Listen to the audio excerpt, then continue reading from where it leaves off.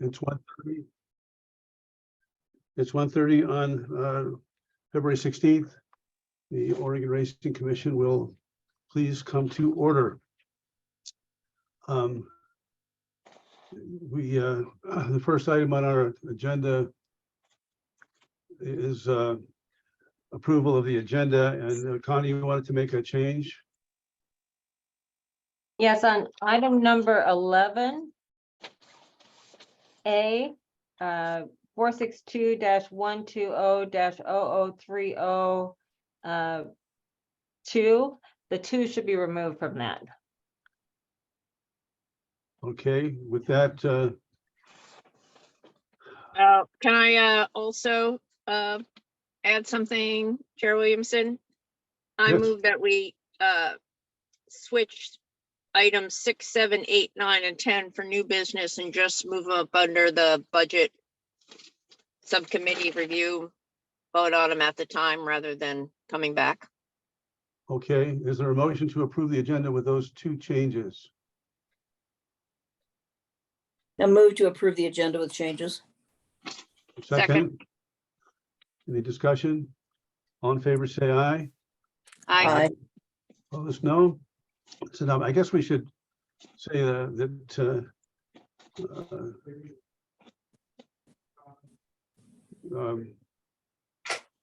the Commissioner Doherty and Commissioner Palmer are here, so we have a quorum, as well as me. The next item on our agenda is approval of the minutes of the January 2023 meeting. Are there any changes to be suggested? Is there a motion to approve? Move to approve. Is there a second? Second. Discussion? All in favor, say aye. Aye. Opposed, no. Passes unanimously. The next item on our agenda is the Executive Director's Report. Connie. Good afternoon, Chair Williamson and members of the commission. On Monday, Karen Parkman and I presented our budget to the Ways and Means Subcommittee and provided an overview of the agency. This was followed by a presentation from our CFO, who, as we expected, recommended limitations on our budget, which can be brought to the e-board if additional revenue is realized. I would like to thank our budgetary CFO, Tamara. She has been amazing help to me and was a great supporter during the event. For the fair meets, Senate Bill 2510 would allow a larger portion of the lottery revenue to be directed to the fairs. There's a -1 that has been introduced that would earmark a portion of those funds for the county fair meets. So far, it has only had 1 hearing. As you know, there's a long way to go in the session, and they may not go anywhere after their first hearing, or they may go all the way through. But I would like to state that there was great representation from our fair meet and associations. Thank you to all those individuals who both attended, testified, or submitted testimony on behalf of that. I thought it was very well received. I didn't hear anybody commenting on the contrary to the -1. There is currently a search for a new racing secretary. This is being conducted in concert with the commercial track associations and the Oregon Racing Commission. More to come on that. Our commissioners have volunteered to attend the following summer meets. Commissioner Doherty will attend the Tillamook Fair Meet. Commissioner Palmer, schedule permitting, will visit Crooked River Fair Meet. Commissioner Williamson will be at the Eastern Oregon Livestock Meet. And of course, we plan to hold our June meeting in Grants Pass, so all the commissioners that are able to attend in person will be able to see the Grants Pass facility. We have some changes to claimed horses that we want to make sure we get the word out on. Starting with the next fair meet, all claimed horses will be going to the test barn to be identified and evaluated. I've informed the associations and asked them to spread that information to participants of this change of policy. This is not a rule change, it's a policy change. As a follow-up from our discussion last time, we had Chief Investigator Eric Shepard discussing the possibility of becoming armed for the meets. And after further discussions with our attorney and the police department, so on and so forth, we've determined that this is not realistic at this time, and we will be looking for other options to increase security. Also, regarding the shared wallet discussion from last time, we have had initial discussions with legal, Ms. McCracken, who's on this call, as well as a very lengthy, very productive call with the lottery. We will continue to work with stakeholders to ensure there are no unintended consequences, and so far things are looking very good for the shared wallet. We have a new logo. You can expect to see more as we continue to work on our branding. Each commission meeting, since I've started, I've tried to recognize one person in our community who has made a difference for the industry. Feel free to contact me anytime if you have somebody you'd like to recommend. You guys see the people on the ground far more than I do, although I'll be out there a lot more this year. This month, I would like to recognize Travis Boersma. Travis has invested time, talent, and treasures to Grants Pass, has made that track what it is now, and we are all benefiting from that. So if you see him, please let him know that we want to thank him for all of his contributions. Finally, I would like to welcome back Malia Thom. Malia Thom just returned from spending time with her new baby girl, and we're glad to have her. Welcome back, Malia. That concludes my report. Any questions of Connie? Comments? Yeah, Travis is a hero. I agree. Good choice. So the next item on our agenda is the Budget Committee. Jan? Yep, I'm here. Okay, so we met, when did we meet? Last week, I believe. So we have, as you remember from our last meeting, we have some HUB funds remaining from the 2021 to 2023 biennium, and those total $284,515. And then the HUB funds available for the associations for the 2023-2025 biennium were $1,124,724.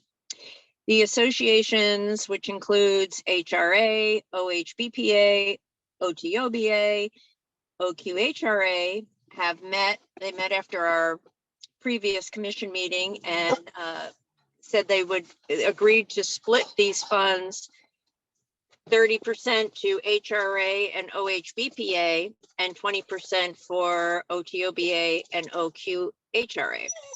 So the 30% amounts to, sorry, I lost my track of, the commissioner should have a little note that says the exact amounts, but 30% of the 284 plus 1,000 comes to 85,000 and change, and the 20% comes to 56,900 and some change. And of the $1,124,724, these numbers are just too big for my brain. Comes to 30% of that is about 337,000 plus, and the 20% is 224,000 plus. So, you know, I see no reason, and I don't think Commissioner Doherty sees any reason, Connie sees no reason, Karen sees no reasons to argue with the association since they've agreed to these amounts amongst themselves. So with that, I would say we could vote on saying we agree. Go ahead, Connie. I just want to point out that in addition to these percentages, of course, the associations have all given us detailed line items of how they will be spending that money. We're not just giving them a blanket amount. Thank you. I can't find my paper, but can we just have a motion to approve the amounts that and the people that they're going to? I move that we accept the recommendations of the Budget Committee as to the amounts, the organizations, the amounts that will be budgeted for next year. Is there a second? I second that. Yeah. Any discussion? All in favor, say aye. Aye. Aye. Opposed, no. Passes unanimously. And the next part of our meeting included giving a raise to the racing steward. He has asked for a raise, but then since has moved on to other pastures, which is why we're looking for a new one. But regardless, he provided some information that we are kind of paying the lowest amount for racing stewards in the area. So there was several letters kind of ranging from, the minimum was 1,000 a day. And so we agreed and talked about raising him to $1,000 per race day. It did go up from there, but of course, sometimes it was the area that probably demanded a higher rate. We at the ORC also pay for the housing, I believe. Connie can correct me if I'm wrong. So that is also paid for. We don't pay the racing secretary directly. We give the money to the fairs and then they pay the racing secretary.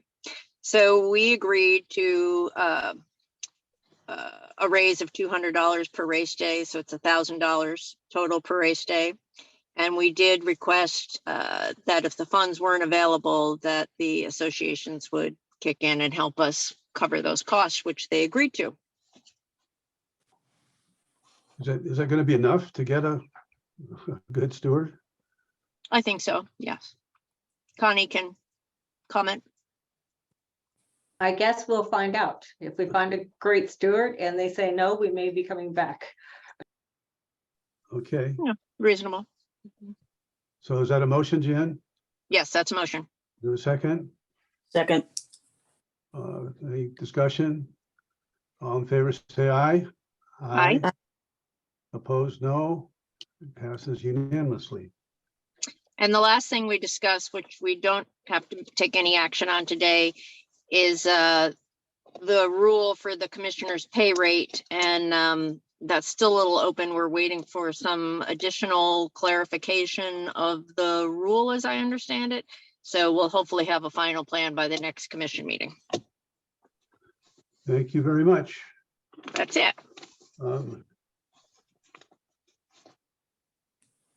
So did we get through all the ones that you wanted to, Yes, is it 6 through 6 through 10. 6 through 10? Okay. I guess the next thing on our agenda then is the update from the HRA. Right. Yes, hi, Chair Williamson, Executive Director, Ms. Nguyen, and Commissioners. Things are going really well. We're busy. HRA is busy getting contracts together now that we have our official race dates and our official licensing that we've done. So we're working on those things. We're working on staffing, and we're kind of trying to make it for all of Grants Pass Racing, trying to correlate everybody, hopefully the same person, including the racing secretary. And we're diligently trying to help the commission and working with Mike Twig and Connie and see if we can't come up with a suitable racing secretary that can do hopefully all of our fair meets. And so if there is anybody out there that anybody knows and they want to throw their name in the hat, we're taking applications for that position. We would like to fill that position within the next 30 days or so. The OTBs are doing well. They're starting to build, handles going up as we get closer to running all the races that are going to be important for the Triple Crown, for the Kentucky Derby and the rest of the Triple Crown races. So there's a lot of preliminary races that are building to that. So our OTB's handle is reflecting that. Prineville is getting real close to opening. We're down to final contract and getting scheduled to put equipment in. And then we're still seeking other places to put OTBs. We have one prospective client person in Medford. And we have sent them a package, and then Grants Pass we're still looking at, and some other areas. So we're just busy trying to get this racing season off the ground for this year. Thank you you. very much. Any questions? Appreciate it very much. Yeah. Okay. The next items are these rules, number 11. Connie, you want to present each one of these and say what you're asking? Sure. So the first one is 462-120-0030. This is minimum mortgage. We originally wanted to tweak it, but after reviewing with legal, we learned that the entire thing is out of date. So we are now requesting to repeal the entire rule. And we are directing people, although, and this has been placed on our website, to go to the Bali rules and follow those recommendations and requirements.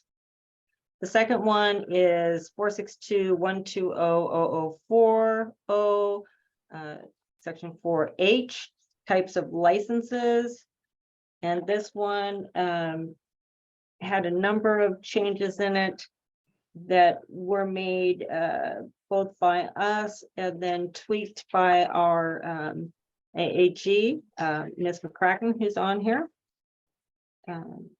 They're small but important changes. And then the final one is a very small change, and that is to 462-120-0055, which is a requirement by federal. It just changes one line that basically says, following the submission, all fingerprint cards will be destroyed by the Oregon Racing Commission, and gets rid of the way that it was worded before to have the police, state police do that. And what we're looking for on all three of these is a recommendation to move forward with those rules, and they will go through, of course, the entire process. So if you have any questions, let me know. Otherwise, I'm looking for a motion on that one. So a motion to accept the, or to I have a proceed with the question. adoption of the rule. I just have one question before we do that. Please. Margaret? With the minimum working age, is that just something that's eliminated because Boley is going to be going through and they have ages and that kind of thing? Yes, but thank you, Ms. Doherty. We did look at and consulted with Boley's counsel, the AAG who represents Boley, and all of that. Boley essentially occupies the field, and she felt it was more appropriate for Boley to be the one providing rules on that, and they do. So in order to aid our licensees, since ORC will no longer be telling them what to do, we recommended, and Ms. Wynn has put something up on the website that directs folks to the Boley statutes and rules. Okay, thank you very much. Okay, with this answer, I move that we accept the changes in 462-120-0030. I assume we're doing these each one at a time. I Please. think we can do them all together. We're just we're not asking to adopt them. We're asking to move Okay. the process ahead to Okay. have them be adopted later. And to add to my motion, also 462-120-0040 sub 4 sub H. And also 462-120-0055 sub 1 sub A, that we accept those changes. Well, Second. what we're doing is moving the whole thing forward for a rulemaking. So it's the entire rule. It's not the subsections. The whole thing has to go out to rulemaking. Okay, so I revise that and say that the entire rule is going towards rulemaking. Second. Any discussion? All in favor, say aye. Aye. Aye. Opposed? It passes unanimously.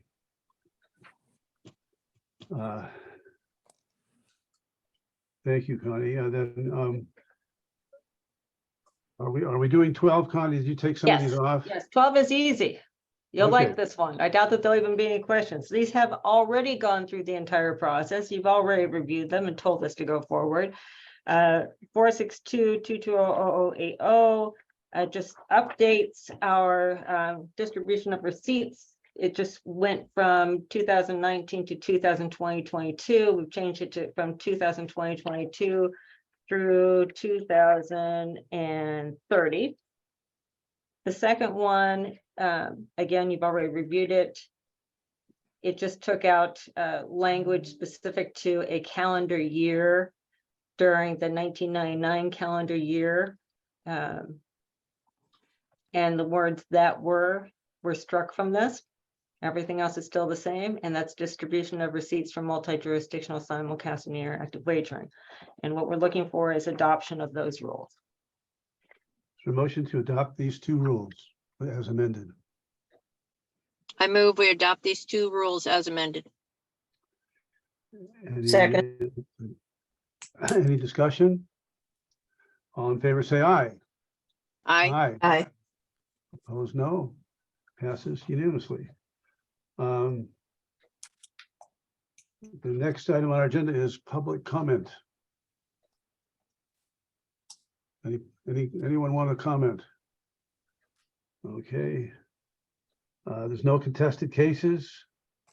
Our next meeting will be at 1:30 on April. We're skipping March, right? Connie? Unless you see a reason, I don't see a reason to have a meeting in March. It's up to you. Excellent. You're No, the it's- boss. If a need comes up, let us know and we can do a special meeting. And the next scheduled meeting now is 1:30 on April, the third Thursday in April. It doesn't.